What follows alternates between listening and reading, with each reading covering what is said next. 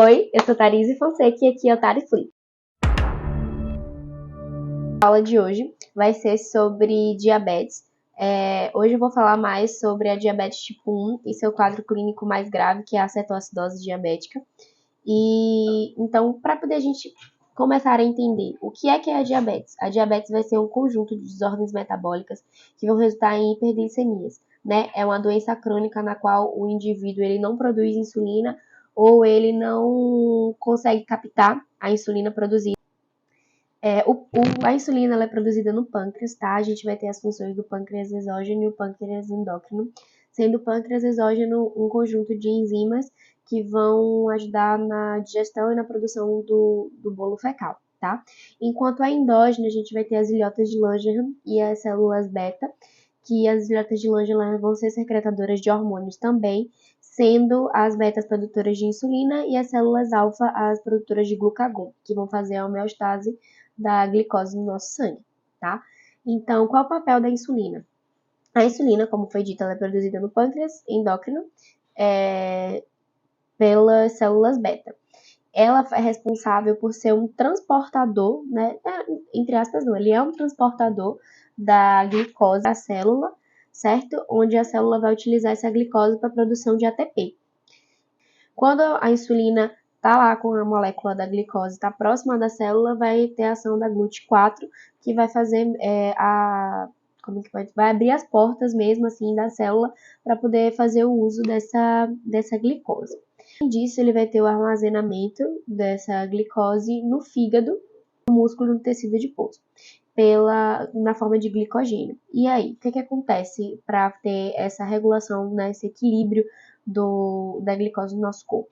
A insulina ela vai ser responsável por pegar a glicose do sangue, levar para as células, e o glucagon, que vai ser produzido pelas células alfa do pâncreas endócrino, vai ser responsável por fazer a quebra desse glicogênio em glicose. Quando a gente está em períodos de jejum prolongado, ou que precise, né, vai fazer uma ação que demanda mais energia e nosso estoque de glicose está acabando. É assim que o controle glicêmico do nosso corpo. Aí aqui a gente tem os tipos de diabetes: a diabetes gestacional, a diabetes tipo 2 e a diabetes tipo 1. Na aula de hoje, como foi dito, eu vou adentrar em diabetes tipo 1. A diabetes tipo 1 é uma diabetes que acomete de 5 a 10% da população que tem a diabetes em si. Ela é uma doença autoimune caracterizada pela destruição das células beta por conta de linfócitos T, né, que são células inflamatórias. Há também a diabetes idiopática caracterizada pela ausência de anticorpos. Porque o que acontece? Essa degradação, né, essa destruição das células beta, acontecendo por conta dos linfócitos T autorreativos, eles acabam gerando uns anticorpos chamados de anticorpos pré-diabéticos ou pró-diabéticos.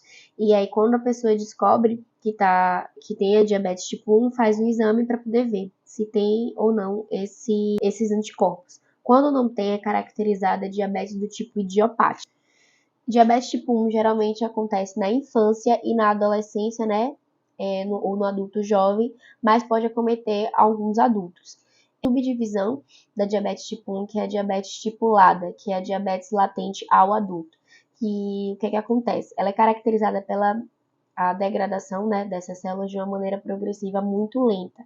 Acomete geralmente em pacientes adultos, onde o uso de insulina vai acabar sendo um pouco mais tardio ou então de doses muito baixas, porque a degradação vai ser mais lenta. Logo, ainda vai ter algumas células beta produzindo insulina no indivíduo. Lembrando que, como o paciente ele não vai produzir insulina, todos os pacientes da diabetes tipo 1, eles vão ser insulinodependentes, ou seja, vão precisar de insulina de forma exógena. Alguns pacientes, na verdade, vivem em um momento chamado momento de lua de mel, porque ainda vai ter um pouco de produção de insulina e acaba tendo o tratamento com unidades mais baixas de insulina exógena também. Essa fase de lua de mel pode não só acometer adultos no tipo LADA, como também pode acometer adolescentes que descobrem a doença de uma maneira mais precoce, certo?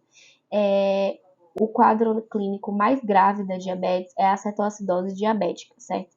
A cetoacidose diabética vai ser uma descompensação, né, glicêmica exagerada, né? Vai ser a insulinopenia absurda. E como a diabetes é uma doença silenciosa, muitos pacientes descobrem a doença já num quadro de acetoacidose.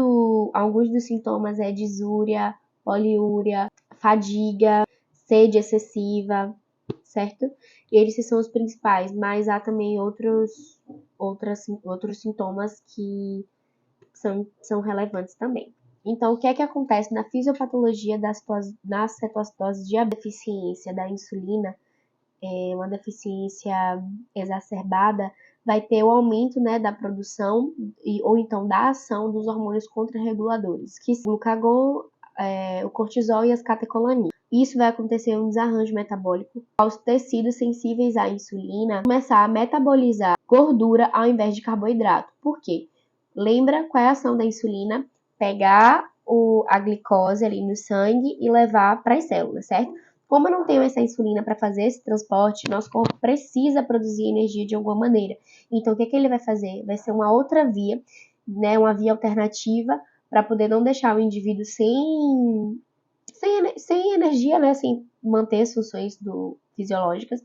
Vai começar a produzir a energia, né, os ATPs, a partir da degradação da gordura ao invés dos carboidratos. Mas como a insulina ele vai ser um hormônio anabólico, e ele não vai ter, vão começar a surgir os efeitos catabólicos, como proteólise, glicogenólise e lipólise. E, consequentemente, ele vai aumentar a ação dos ácidos graxos, tendo uma metabolização lipídica. Então, o que é que os lipídios também são? Ácidos graxos.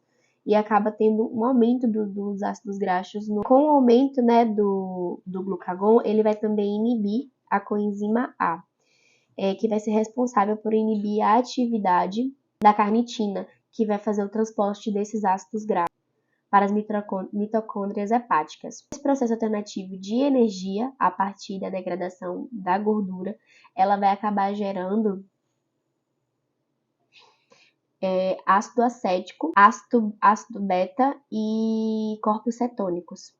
Vai consumir a reserva alcalina, levando a um quadro de acetoacidose diabética.